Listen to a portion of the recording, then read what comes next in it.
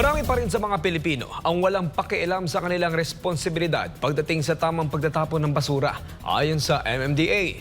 Kaya isang expo ang sinagawa ng ahensya upang mabigyan ng leksyon ang mga taga Metro Manila at makamit ang zero waste. Si Jason Rubrico magbabalita.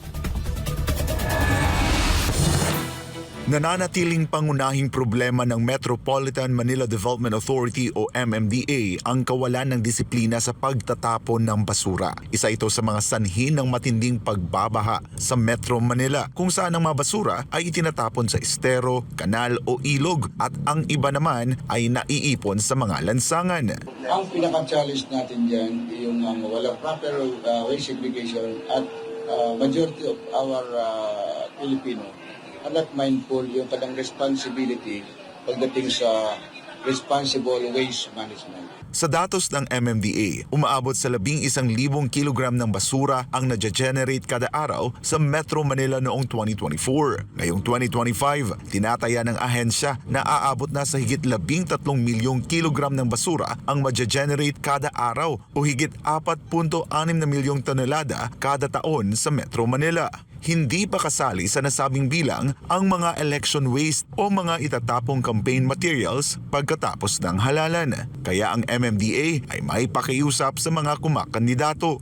Na sana maging mindful sila na yung kanilang mga election paraphernalia, if they will not properly manage, malaki po ang magiging apekto sa kalinisan at kaayusan ng Metro Manila. So we are appealing to them na maging responsable sa paglalagay ng kanilang mga election paraphernalia.